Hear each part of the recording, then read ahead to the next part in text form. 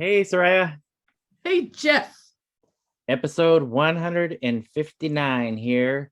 And I'm trying to figure out, are we talking to a musician or are we talking to an author? It's both. It's both. You're damn right. Who's that talented? The one and only Tim Lee. Yes. Musician. Here, we'll put musician and author. Tim Lee. Yes. I don't have that CD. We'll talk about that. Yeah. Okay, so I think a lot of people know Tim Lee because of his work with the Windbreakers. But also we've addressed here one of the albums he did with Matt Pucci, Gone Fishing. Yes. And then he did Tim Lee 3, and he's currently doing Bark with his wife. Exactly. I mean, his story is one with new chapters, new musical chapters constantly being added. And for those of you who like a good read, and Jeff and I are convinced that so many musicians that we've talked about should be writing books because they all have great stories. Absolutely. Tim Lee, hands down, has some really good ones, and his story is a compelling one. And I know I don't know too much about the Southern music scene, that Gulf Coast music scene. And so I really appreciate the book that Tim's given us, but I want to give everybody this little quote, and it's from his foreword. Okay. Of I Saw a Dozen Faces, The Diary of a Never Was. And it starts like this. So he basically is setting the scene that a number of people have told him he should be writing a book. And he says, and I'm quoting here, "But how would I ever have the time to even start such an overwhelming project? Turns out all I needed was a global pandemic to open up my social and musical calendar." Wow. So here it is, The Diary of a Never Was. My intention is not to present a straight memoir or autobiography, although there is plenty of that among these scribblings. Nor am I interested in axe grinding or reliving old grudges. I'm too old for that crap. Besides, I never got cynical enough to lose sight of the joy in this racket. Yes. And then he continues a little further. Specifically, this is my story as I remember it. More broadly, I'm sure there are many others that parallel mine, either chronologically or in spirit. I'm certainly not the only kid that ever dove into rock and roll with an electric guitar and a dream, and I hope I'm not the last. Really, I just wanted to explore this simple question: what makes a man start bands? The longhand version of that query is, what compels a person to climb in a van and drive around to play music, make records, and try to win folks over well past their metaphorical and chronological sell-by date? Spoiler alert, the answer is because it's fun. Nice. I'd like to think there's more to it than that, but who knows? I guess we'll see. Nice. So I'm really excited. And we also have a guest host with us. Who is it, Jeff? We're welcoming back Ronnie Barnett of the Muffs, because Ronnie was definitely begging for us to do this episode, which was something we already wanted to do, so it didn't take much coercing. But we're having Ronnie back on to help us with this discussion with Tim Lee about his book, I Saw a Dozen Faces. All right, so let's get started. Hi, this is Soraya. And this is Jeff. Our podcast is called Paisley Stage Raspberry and Rhyme, a podcast where the two of us play music that we like and share anecdotes and background about the tunes. We hope you'll join our conversation. And without further ado, a grooviar. Let's get groovy.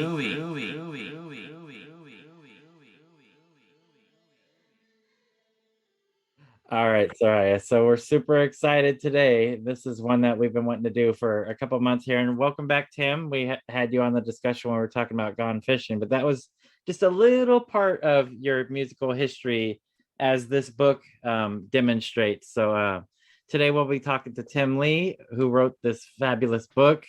I Saw a Dozen Faces. And Soraya's rocked them all. Soraya's got that CD, which we want to talk about in a little bit, which I don't have.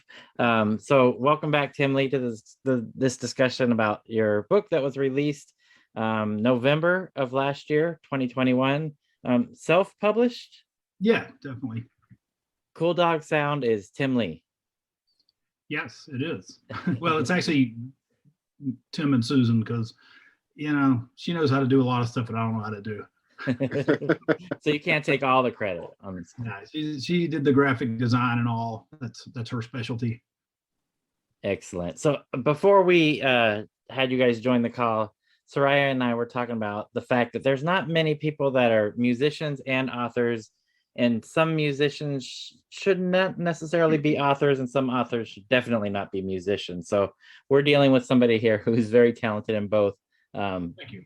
If this book is any indication. So Soraya, we've been talking a lot about game theory. I think as a transition, I think you had a quote that Scott Miller said about the Windbreakers, specifically a Bobby song, but we can use that as a way of transition into this discussion with Tim. Sounds good. So in Music What Happened, this entry about Visa cards and antique mirrors by the Windbreakers. The inspired, grungy, mid-rangey production here has the same mojo as Elemental P's amazing Forever Through the Sun single. Buzzy, sustained lead guitar to horrify 80s ears, and DX7 bell sound as a peace offering. The jangly eccentricity of Bobby Sutcliffe was always a bit of a strange match for Tim Lee's high-energy indie garage rock, but it could all sometimes really hit with fascinatingly explosive musicality, like on this Bobby number. There you go. My God, Soraya, please don't treat that book that way. You're killing me there. The full wraparound. That's especially when that thing goes for over $100. Exactly, it's $100 book for Christ's sake. So, anyways, Tim, welcome. There's multi-faceted areas to your career with some of the bands that you've been involved with. We talked about Gone Fishing. Of course, the Windbreakers, Beat Temptation, Howard and Tim's Paid Vacation. You're part of the Sci-Fi Love Story.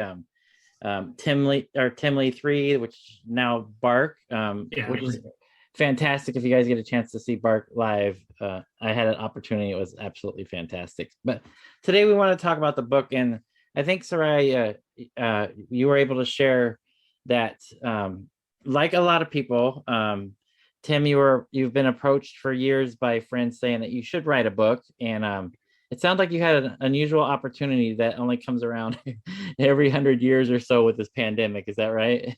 Yeah, pretty much. It was just one of those things where I just figured if I was ever going to have time to do it, then was it.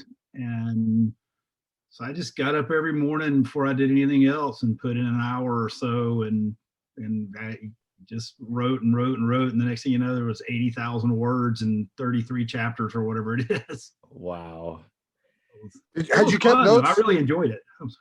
Had you kept notes over the years, Tim, or did you just start from scratch? Like I more or less started from scratch. I dug back through like some old blog posts and stuff and found some things that I wanted to use, but that was pretty minor. But I mean, I did consult friends, like, of course I wouldn't tell anybody I was writing a book. That's like so presumptuous, but I'd be like, yeah, I'm working on this project. Do you remember this tour we did together in 1987? And they'd all go, yeah, I got a ton of memories. Go like, cool, tell me about it. And they go like, yeah, I don't really remember anything.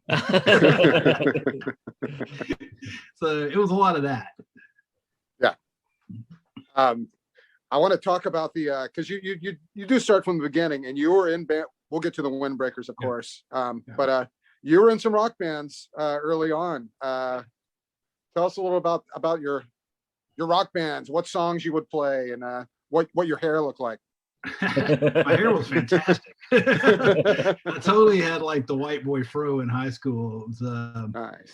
But where I grew up in Jackson, Mississippi, as a teenager in the 70s, there were no original bands around there. And so, you just played in cover bands, and that's what it was. And so, I played guitar, and my friend Benny played guitar. So we were really into like guitar stuff. So we played, but we had a singer, Lisa, so we did a lot of Heart and Fleetwood Mac and stuff. But Benny and I would, of course, we could do all side 3 of Thin Lizzy Live and Dangerous.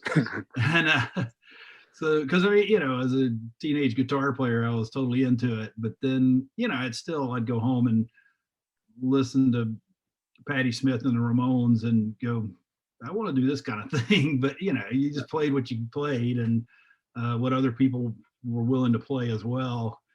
And I mean, it was great kind of training, because you end up, especially in the deep South, playing redneck bars in the middle of nowhere, you kind of prepares you for anything else that comes later.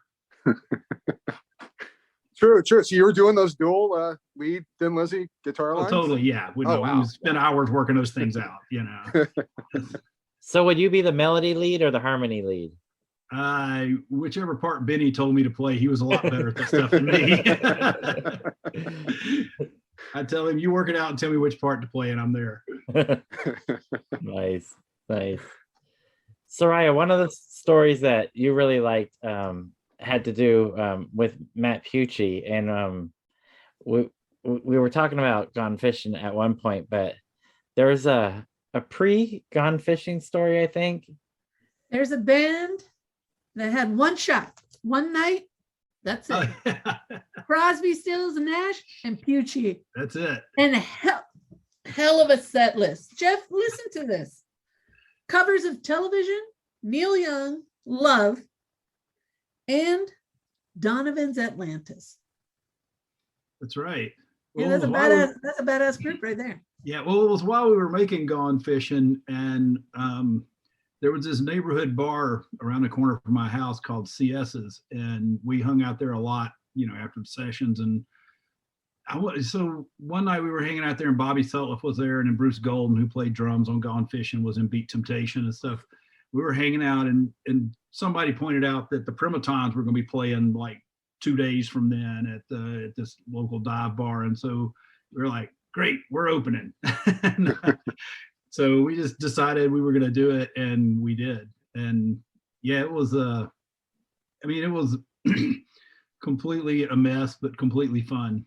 And of course, any chance to see the Primatons was magic. Nice. Yeah, they're one of the great lost bands. I really love those Primatons records. I never saw them live, but yeah, we played tons of shows. They were like our brother band, because they were like the closest band in the Deep South, being in Birmingham. And we did tons of stuff together, and they stayed at my house all the time. And I just, I can talk about that band all day. That's one of my all-time favorites. And they had a member with a big white afro as well, if I remember correctly. Yeah, Mott's hair could get out of hand. Yeah. Yeah. So Tim, I wanted to talk about your writing style. So it's very impressive, your writing style. Did you have any kind of literary background? It's very well written. Well, thank you. I'm a big literature fan, and I used to write. I did magazine work for years. This was my day gig, and that's Ronnie's thing. Yeah, and but I also edited magazines, and so I really kind of treated the book like I was putting a magazine together, and every chapter was a feature story, kind of. But I definitely wanted to have a consistent voice, and I guess if I was looking to anybody for the voice, it was probably the voice Kinky Friedman uses in all of his. He has these novels that are private eye stories, and the private eye is Kinky. It's him as the main character. And I probably stole a bunch of quotes from him too, because I just love the tone of voice in that. And so I kind of did my sort of, kind of backwoods version of that. No, it's very, very well written. The book reads definitely somebody who is very intelligent, as well as a great storyteller. Yes. And I think those are some key elements that you need. Ronnie, I know, Ronnie, you're a much more extensive reader than me. You read more than four books a year. I do. No, it's a very conversational style, Tim. It's like you're hanging at a bar with you, and you're just kind of laying out your life here. It is really well written. It's funny, and it's well, that was the intention. I mean, it should have been, I wanted it to be conversational like that. And I read a lot of literature, but I read a lot of what I call, rock books, and I love them, but and I really like the ones by lesser known people, like I could kind of care less about the Pete Townsend book, or the Neil Young book, but give me Amy Rigby's book and I'm all about it, or, the Paul Collins book, something like that. And one of the books that I really found inspirational was called Aching to Be, and it was by this woman named Joyce Raskin, who played in a band in New England called Scarce, that a fellow from here in Knoxville, Chick Granning, was the front man of. And they were like a 90s thing, very much on the verge of making it, and they were touring with Hole and all this stuff. And Chick had a brain aneurysm, and it just kind of sidetracked the whole thing. And she self-published this really great book that Susan just happened to see it when it came out and ordered it, and otherwise I would have never seen it. But it's just a fantastic, telling of the story from somebody that had never written a book, and they self-published, and it was really great. And it was really, one of the most, it probably has inspired me as much as anything, because seeing somebody do that and not be, Jimmy Page, it's cool, Yeah. So some of us other people have good rock stories too, not just the big people. Yeah, no, that book sounds fantastic. I got to find that. There's also one, I forgot her name, but the drummer of a band called the Student Teachers in New York City. Oh yeah. The girl behind the drums. Yes. Thank you. I read that one too. That was great. Yeah. No, that's exactly what that's my favorite kind of book, Yeah. No, same. Yeah. Same here. So. Yeah. So Tim, was the thought always to self-publish, or were you shopping it around, or? I more or less figured I was going to self-publish. I have friends who were involved in some academia, and they were like, oh, well, you should send it to this university press and blah, blah, blah. And I talked to a couple of people, and it just sounded like a lot of jumping through hoops. We got to do peer review and all this. I'm like, this is not an academic book. It's a dumb rock book, and and it's also, I also kind of had that punk rock spirit of it. It needed to come out now, not after a year of talking about it. Yeah. The only thing, I would have loved to have done something like that simply to have had another copy editor work on it, because I like that kind of thing. And because I feel like, I'm real happy with the way it turned out, and I'm proud of it. I feel like it could be tightened up a tiny bit, but I'm not the person to do that. So that would have been cool to have somebody tighten it up a little bit, but I'm totally happy the way it worked out. It sold way more than I ever expected it would. I thought, I'd sell a handful and I'd be happy, and it sold several handfuls. So great. Did Susan have to edit a lot of stuff out of this, or is it pretty much?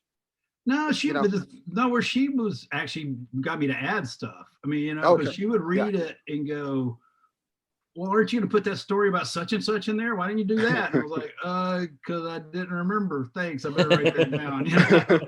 So she was super helpful that way. And, yeah, because, it's a lifetime of stuff, and you're just kind of going through, and you get fixated on one story and it makes you forget another one. And so, but then some of my friends that, guys that I hang out with from time to time, I was like, come on, what stories do I bore you with? Remind me.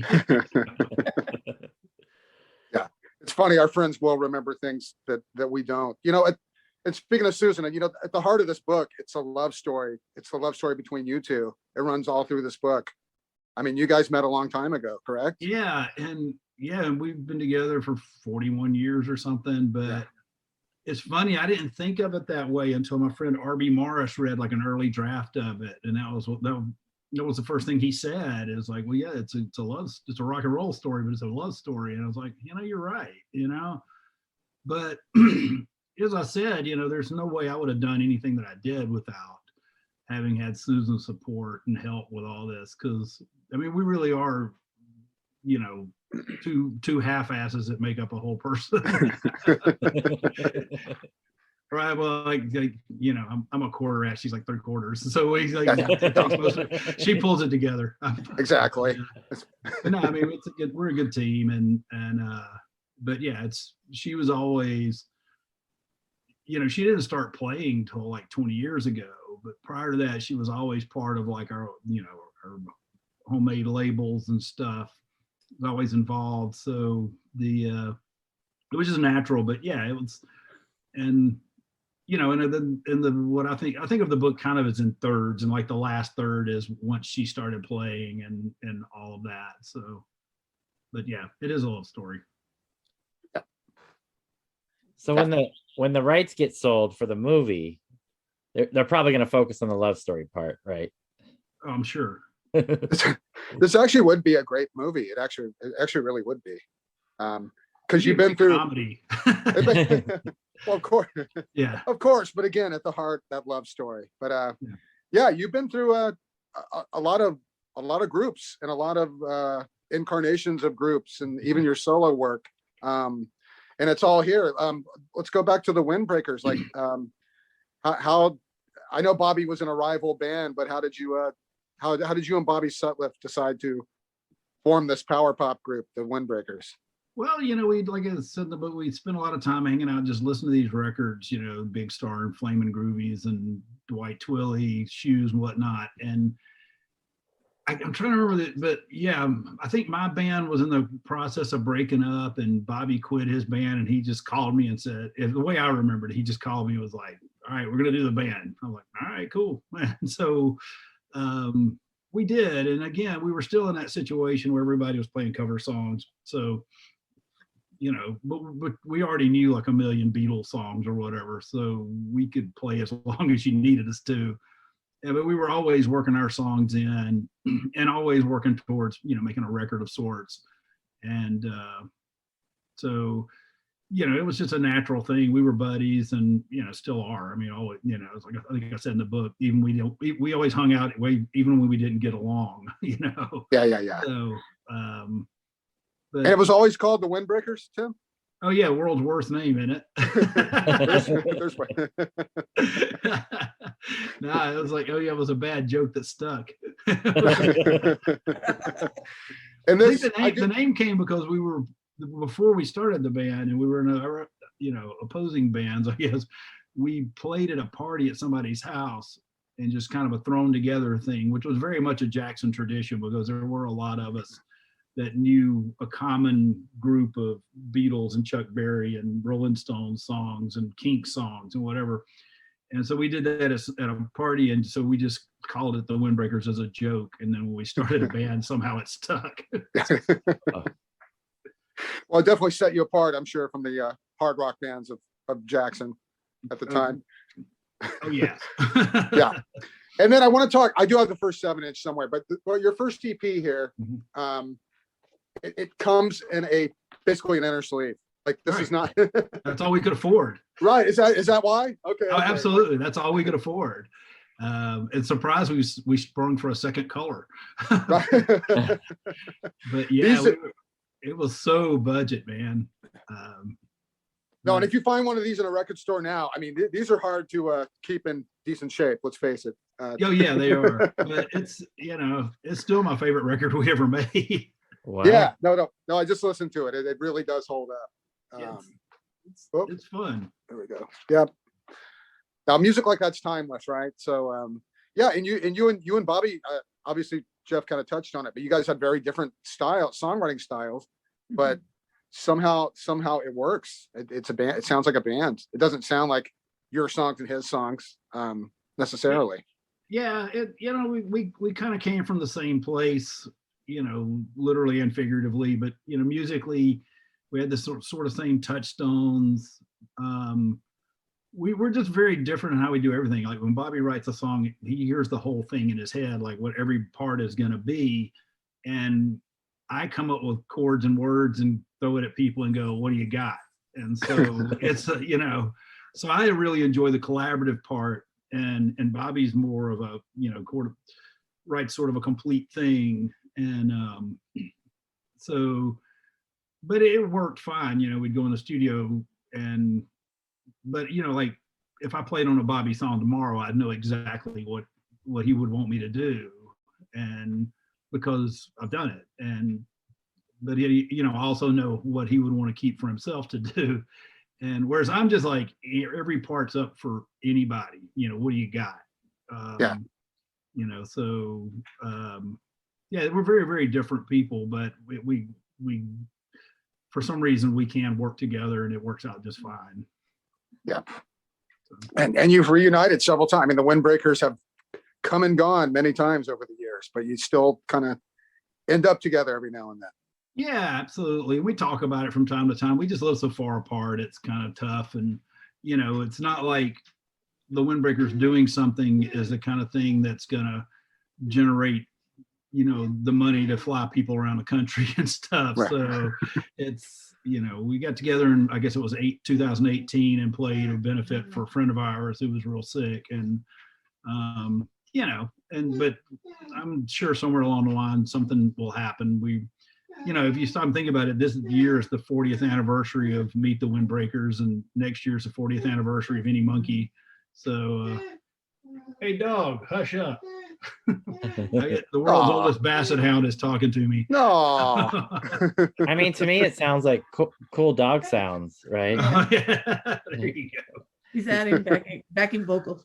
So, Soraya, Yeah, before we were talking about the fact that we wanted to tease the book as much as possible so folks would go out and buy it, because we know that a lot of our listeners will love it just as much as we did, but we didn't want to tell all the stories, right? Because then what's the point? But there was speaking of the Windbreakers, and this was towards the end, there was one that you wanted to share particularly, wasn't there?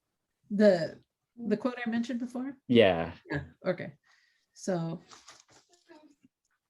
sorry, give me a quick second. But for those that don't have it, please go out and buy this book because it's filled with all kinds of fabulous stories. Tim, one of the things that I really like, your style is so conversational, so it's really easy to just start and then get lost in the stories. And there are a lot of really good ones. And please don't sleep on it, because smack dab in the middle of the story, he's going to drop something on you that you're like, wait, did that just happen? For example, an encounter with Lou Reed. and it just like it comes and goes, and then you go wait, and then you go back and you discover something else. But this is the quote I was referring to, and I just like how you reflect back on your own musicianship. And he says, I never picked up a guitar because I thought I'd make $1 from it. I only ever did it because it was cool. I wanted to be part of the bigger thing that was going on outside our little town, and I was getting impatient. It was high time to stop following convention and start cutting my own trail. So I quit the band. Yeah, that's I thought that was a really good chapter ending. Definitely. Yeah, I mean, it was, again, it's that thing of, and I think a lot of people in small towns and different areas probably went through this, in the late 70s, early 80s, where, like in my town, like I said, there were no original bands. But you would go to New Orleans to see some touring act, and like you go see Marshall Crenshaw and there'd be some local, power trio that opened that was pretty cool, or, so you realize that people elsewhere were doing this thing. And so and again, the thing about the $1 is when I told people, let's just ditch this stupid cover band thing and play our songs, they go like, well, how are we going to get paid?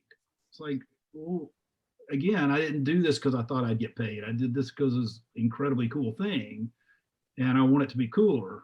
So, yeah. And literally, so, Jackson didn't have touring bands in clubs till Susan and I started booking them, and we brought Green on Red and Rain Parade and all these people to town. And so, you had to take drastic measures to make things happen. And I love, and looking back on it, I love it because it wouldn't have been nearly as cool if I'd lived somewhere like Athens where there was already tons of cool stuff going on. It was kind of, when you have to build something from the ground up, I think there's something a little more meaningful about it. So, so I quit the band. I just wanted to add one other thing. I'm a native Californian, so I really appreciated a lot of the stories here because you gave me a vision of a scene that I had no idea about. Right. And as you start to kind of weave in stories of Mitch Easter, Let's Active, the DBs, Windbreaker, and Beat Temptation, all these other projects you worked on or people you worked with, I have a bigger picture. I have a better picture now of that scene. So you just opened up the Gulf Coast to me musically. Yeah. Well, And I'm appreciative of it. yeah. Well, it's yeah, it was a great scene in its own way. And you know, when you went on tour, you played with your friends, you played with Game Theory, you played with Dump Truck, you played with, you know, the people that were doing the same thing you were on, you know, one way or another. And so it was all, you know, like I can remember like running into bands at truck stops, you know, like, oh, look, it's those guys. And they go, oh, it's those guys. And you know, you'd say, hey, at the truck stop. And then you'd go north, they'd go south. And so it was, you know, it was still the ground floor of sort of the American independent scene.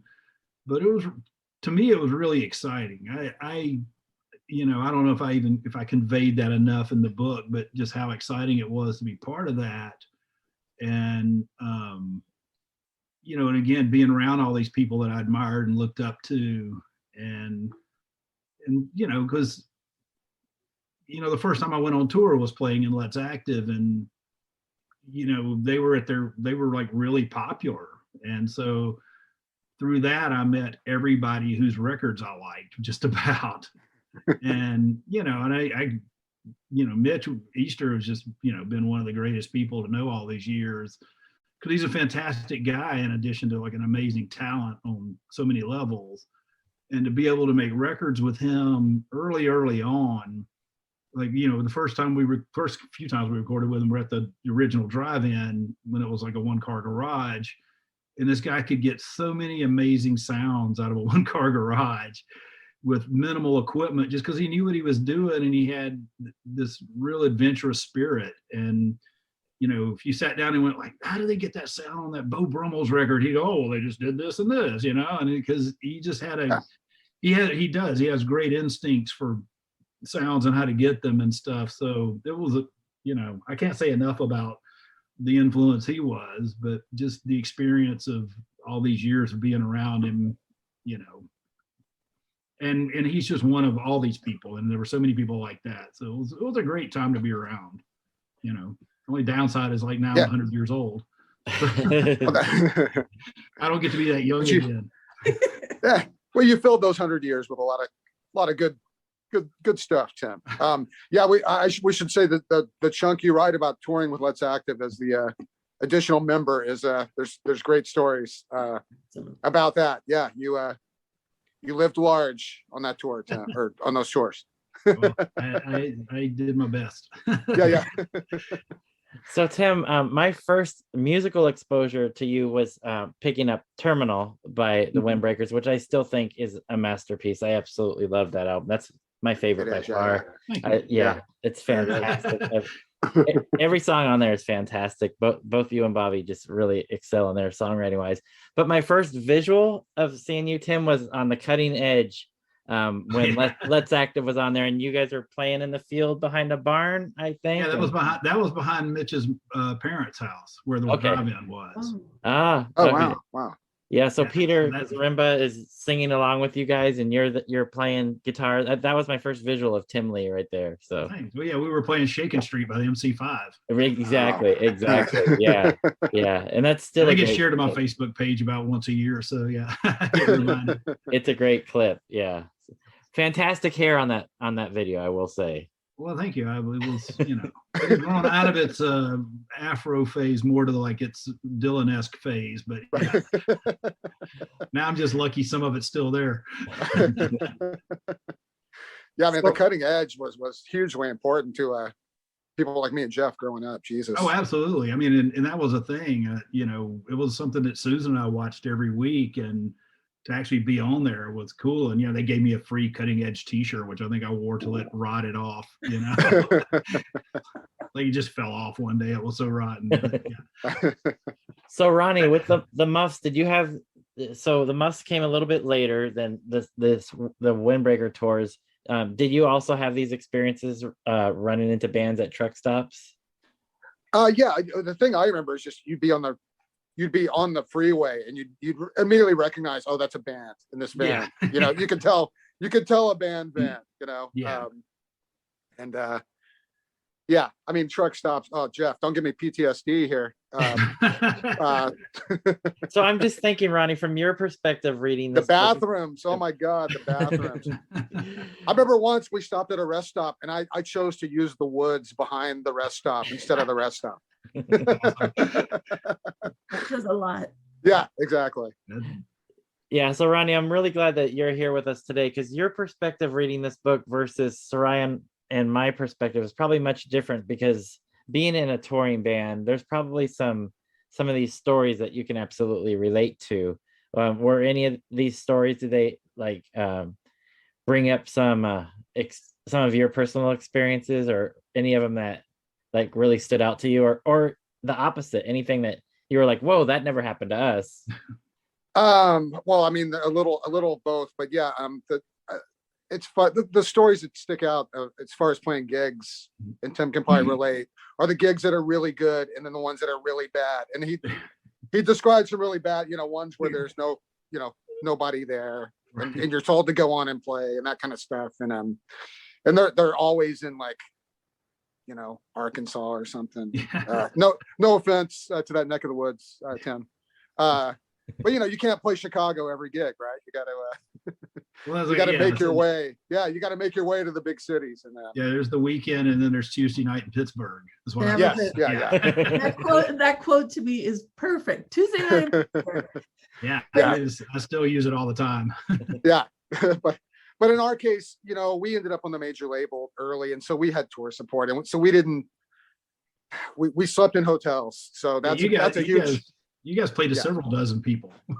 Yeah. We played to several dozen people. But the accommodations, that's the thing that was always most important to me. Where are we going to sleep tonight? Hey, and there's less of us too. There are only 3 of us. So yeah. Nice. Yeah. Yeah. So there's one thing that I did want to bring up, but I'm kind of leery about it since it's no longer available. And Soraya held up the CD. So the original copies of the book, you included this CD, Tim, which are now long gone because by the time I tried to order it, the CDs were gone. So I had to order from the big A, my personal copy. But can you talk about putting the CD together as a companion to the book? Yeah, it just seemed like a good idea, it was kind of interesting trying to cover, almost 40 years in 78 minutes or whatever it is. So I think, as I remember, I did a lot of like, I'd make a list, then I would change and go, oh, I should put this instead of that. And then some things I just put it on there because I put on there because I wanted to, because maybe they were a little less available or a little more obscure. But I did want it to play through kind of convincingly, and not just be completely herky-jerky all over the place. But again, it was probably Susan's idea. She's good with that, but to do it, and then it was fun to go through it all and listen to stuff and figure out what might make kind of a cohesive listening experience.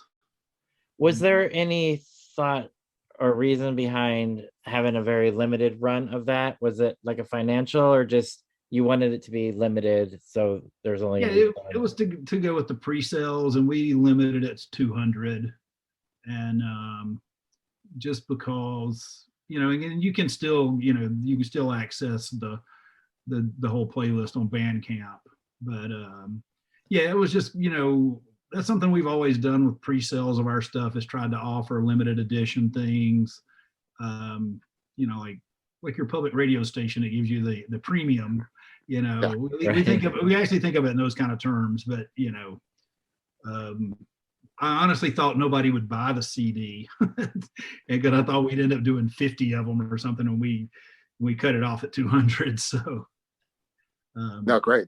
I slipped right in there at the end and got one, so I appreciate that.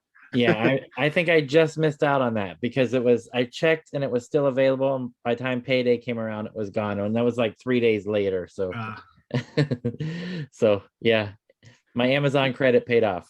Oh, well, there you go. You could do another run of them, Tim. That'd be a good thing to sell on the road. I don't Well, mean to that's be your true. manager right now, but yeah. We'll sign up. Yeah. It's a great retrospective of your career, right? It's Oh, well, thanks. yeah. So people should get, well, go to Bandcamp and listen. Yeah. Listen to it. Yeah. But yeah, I learned from the book, Tim. There's a Tim Lee record I didn't know existed. It's the one you made, I guess in the early '90s, and it lost its home and ended up coming out a few years later in Europe only. I still don't have the New that. Thrill Parade. Yes, exactly. Yeah, I made that one. Yeah, I made that in '89 or '88, and with Gene Holder and Will Rigby from the DBs, and I really felt like I was kind of at my peak. I felt really good about what I was doing, and of course, I loved working with those guys. They're just hilarious and just so much fun. And we created this thing that I was super happy with, and then the label folded and it sat in limbo for so long, and that probably had as much to do with me getting away from things for a while as anything. That was such a huge disappointment, because I just felt so strongly about that record, and I still really like it. I'm still real happy with it, and every now and then think about reissuing it or something, but but I mean, it got so far as we had test pressings for the album and everything, and then it just, Oh wow. yeah. So it was, Yeah. the artwork was all done, and then it was gone. So Oh. it's, Well, that would be a good reissue, I'd say, because yeah, never seen. I should look on Discogs. Somebody's probably got it. yeah, they're not. I don't think they're that hard to find. I mean, maybe that's changed, but it used to be I'd come across them every now and then. If they were cheap, I would buy one just to have. Right. Because Okay. I mean, the label never even, the French label never even sent me one. Danny Beard wow. gave me one from Wax and Facts.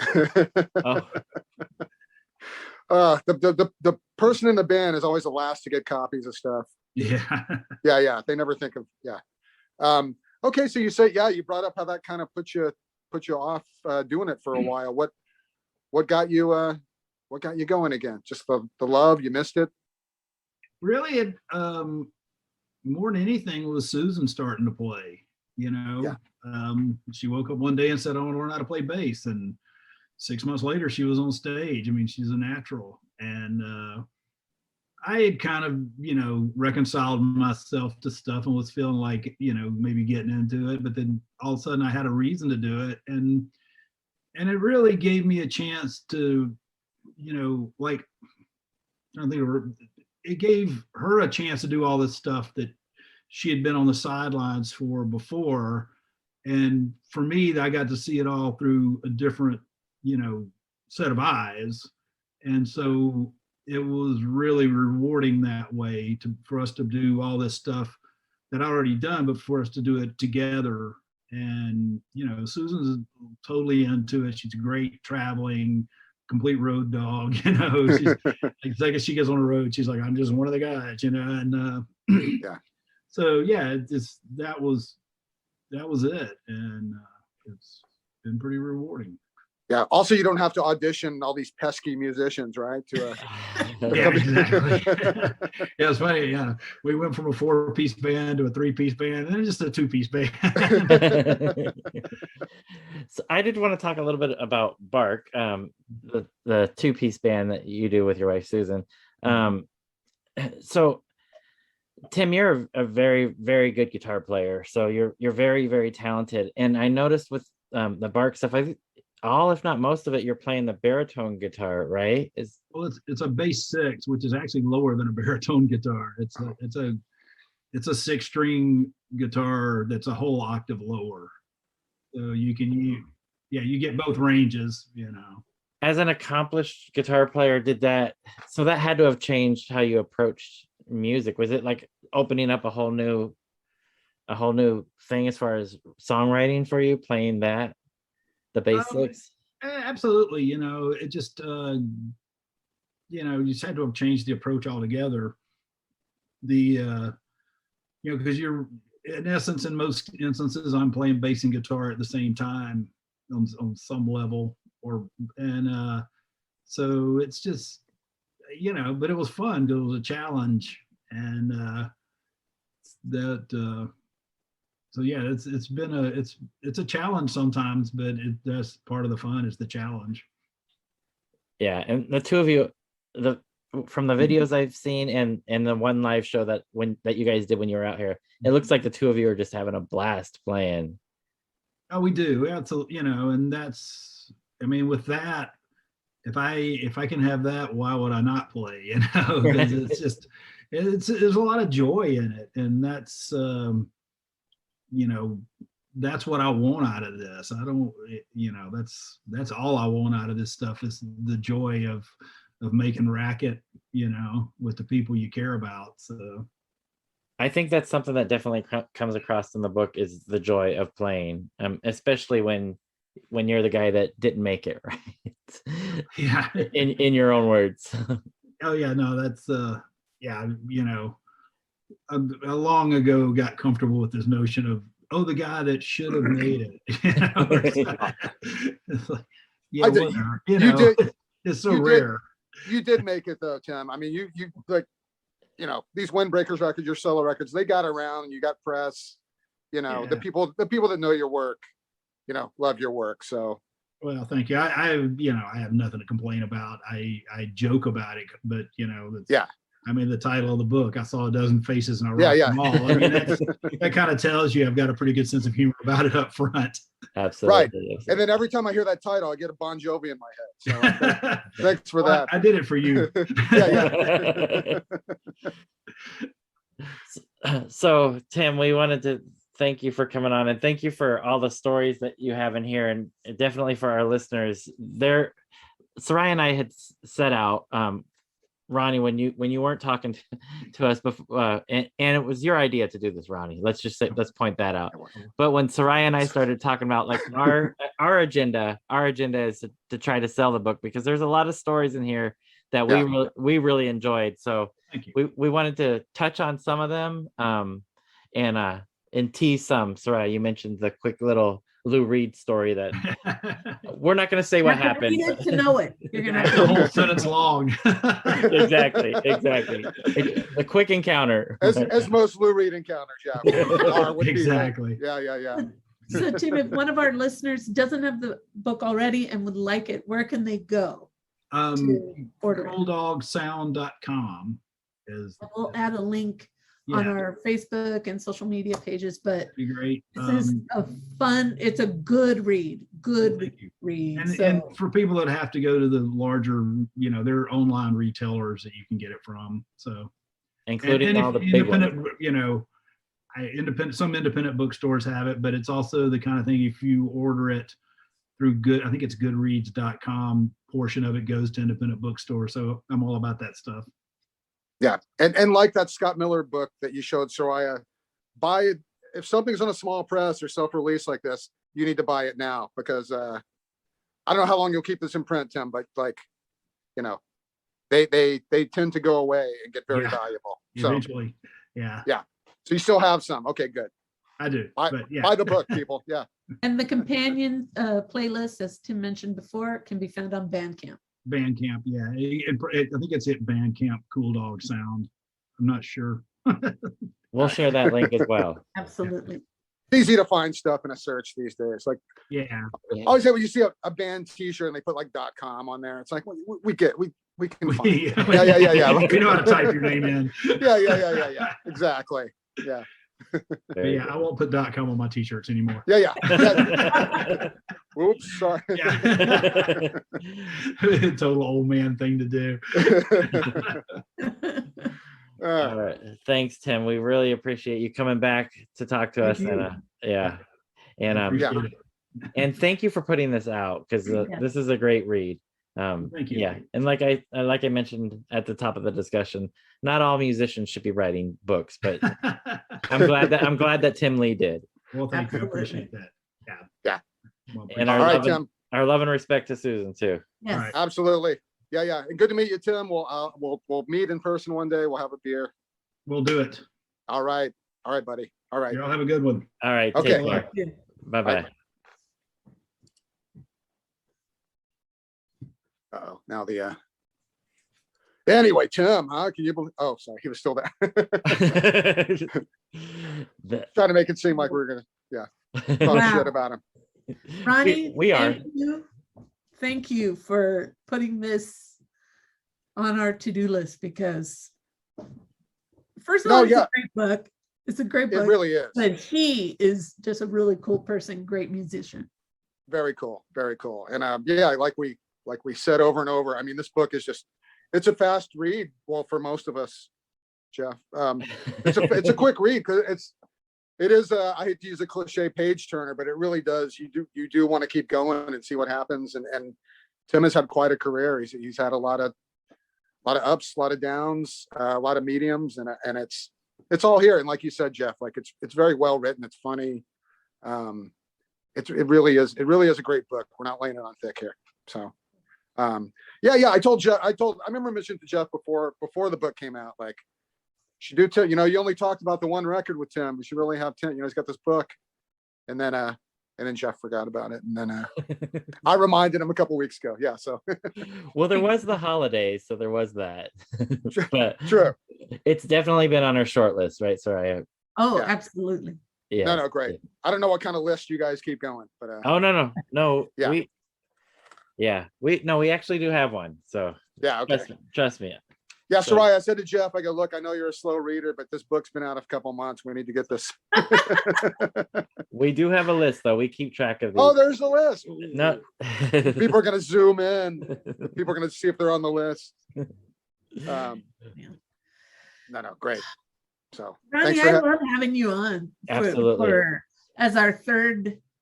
See, I keep wanting to say something that sounds right in my head, but I know Ronnie Barnett's going to twist it. No. So I was gonna say, I like having you on as our third member. And then I got a bad rep. I know. No, not a bad rep, an honest rep. I really appreciate you guys letting me hop on board on these, because these are I've said it before, but these are my heroes as well. And I love talking to people. I love talking to people, meeting people, and hanging with you guys, of course. And maybe there's 10 people that watch it that appreciate it, and it's for all of us. More than that. We're number 200 podcast in Norway. Whoa, really? Yes, we are. Nice. I think we moved up to 94, Soraya. Oh, excuse me. We're number 94 in Norway. So we should more than 10. Do a festival. We should do a Paisley Stage Festival in Norway. Woo! We are the 94th top episode of Paisley podcast based out of California, Southern California, in Norway, or at least at one town in Norway. Congratulations, you guys. Yeah. Thank you to the people of Norway. But in all, Ronnie, I want to put a small parenthesis here. Ronnie, can we just ask you to plug the Record Store Day release? Sure. Just oh yeah. Announced today. Today, so now we can talk about it. I know. I was like, when do I announce this? And then I knew the list was coming out. I thought it was this week. I knew it was this week or next week.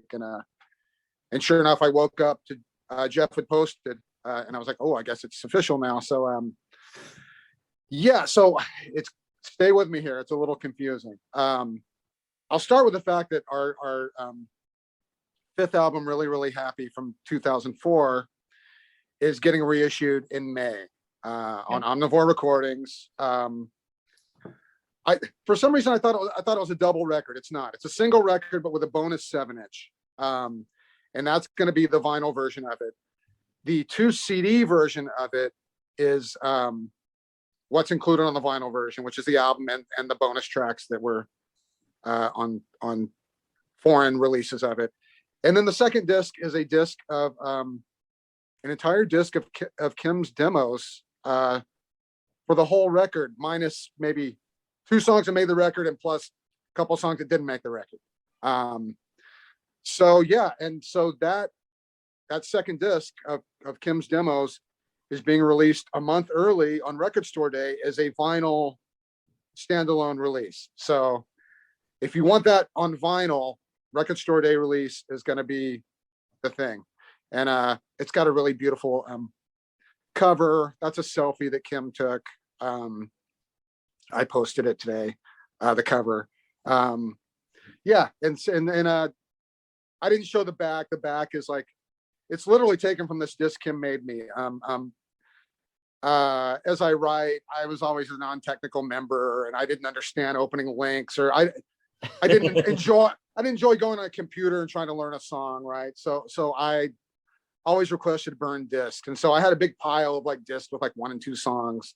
And right before we recorded, Kim made me this comprehensive disc, which you will all hear, of all the songs we were gonna, do. And like I say, give or take 1 or 2. And as she wrote, she called it trashy. I always get mixed up on the words. Trashy Muffs demos for Ronnie.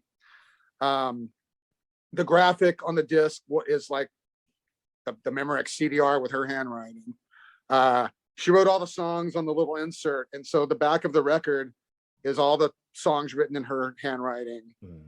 And yeah, and for the liner notes for that, I wrote it in the form of a letter to Kim, and just about the release and carrying on without her a little bit. And I'll try not to get choked up, but yeah, it's our first. And if anybody knows the band, yeah, we're skipping a record in our reissue campaign, but it's because the label that owns it, Fat Records, won't license it to us.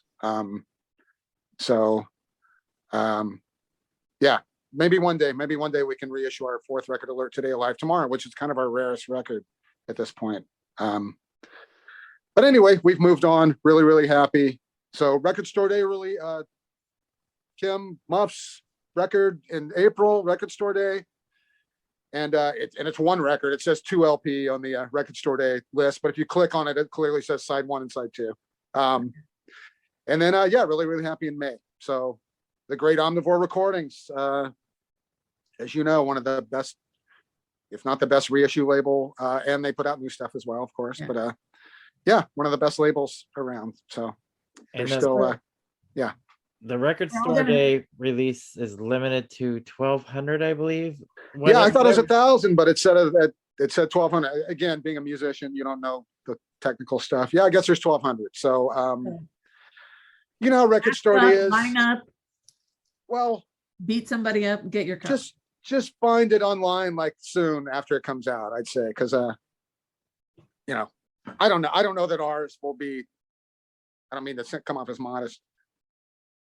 But I don't know if ours is going to be the most sought after record on Record Store Day, but you know how this stuff kind of hangs around. Sellers will have it at a decent price, maybe for, a week, 2 month.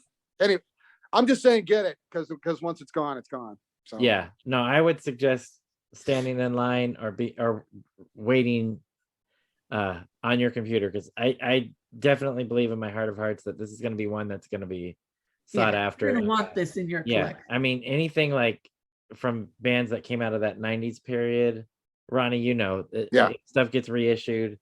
And the Muffs are a well-known name. So we ain't the Squirrel Nut Zippers, Jeff. But thank you. Yeah, I'm gonna be waiting in line for this. So no, thanks you guys. I wish I had a whole pile of them I could sell people, but I don't. Yeah, I don't know. Anyway, we're gonna want this though. So, and think what Tim Lee said. He said, I thought we were only going to sell 50, and we capped it at 200.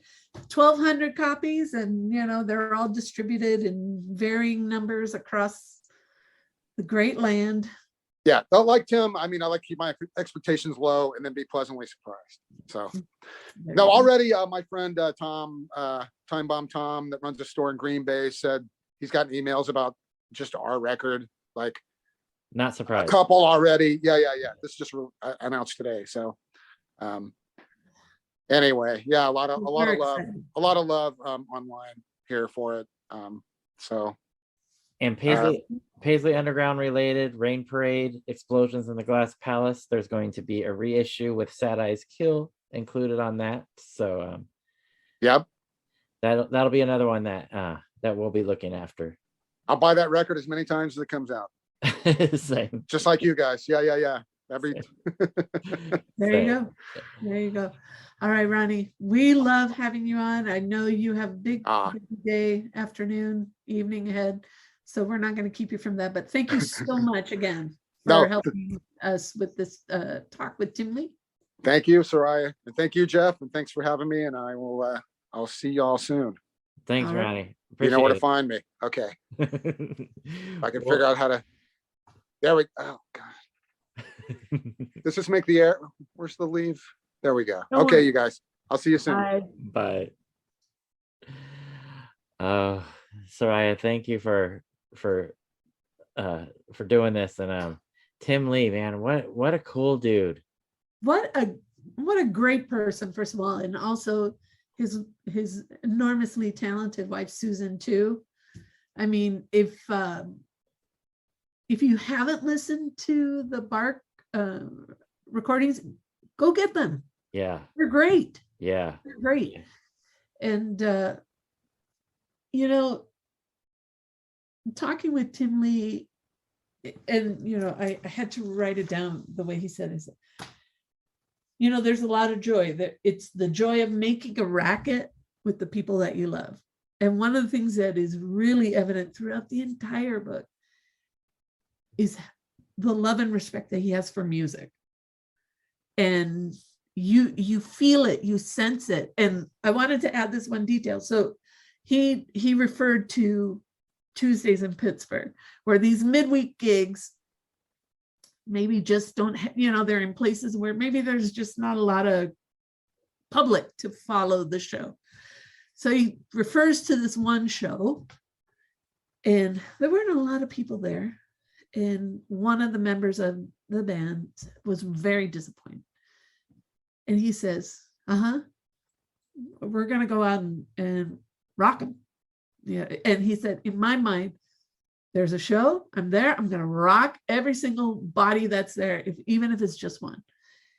And that is kind of this consistent philosophy that we hear, that we see throughout the entire book is, this is my music. I'm going to play it because I love it.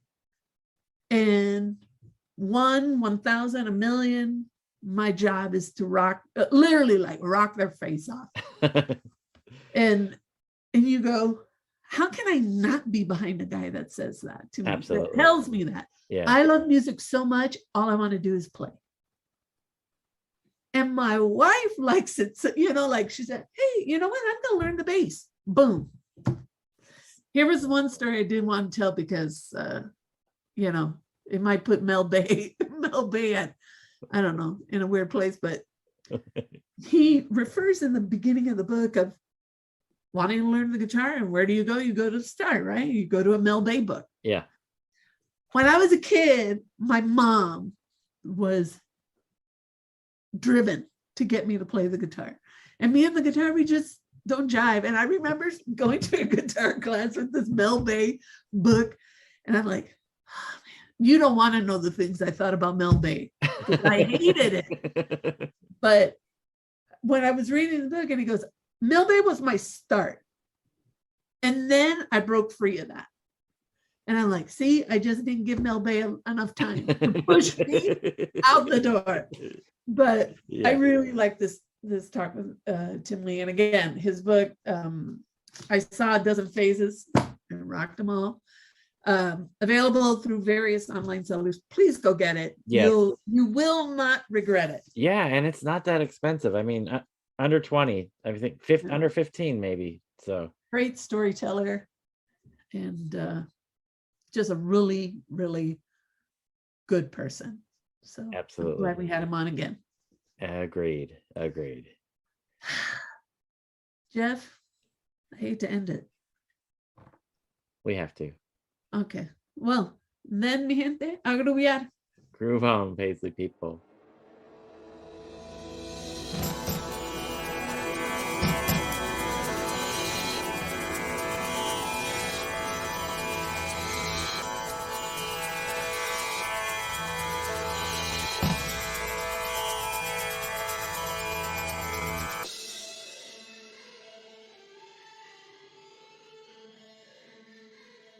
Anyway, Here we go. There you go. Now I can hear it. look at it. That's key. Yeah, that is definitely key, especially if there's going to be some questions involved. Well, I can just nod my head a lot. Or just give out some random answers, and then we'll think of a question to go with the answers. There you go. Yeah, do it all in post-op. Yeah, or you just say the answer's in here. Yeah, Yeah. Buy the book. Just 167. read the There you book. go. So I'm a little disappointed that only half of us have beards on here. So You know. Give me a week.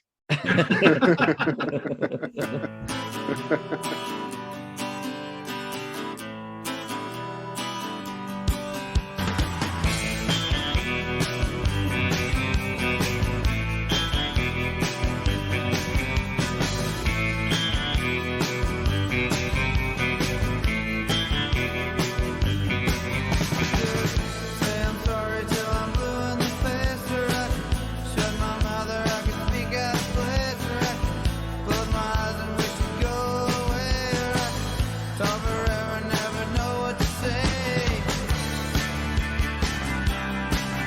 I can walk my block for most of the day and try to forget the things we said. I can go somewhere where nobody else goes, or I can run away, but you'd already know. And nothing's gonna change this time. No, nothing's gonna change this time.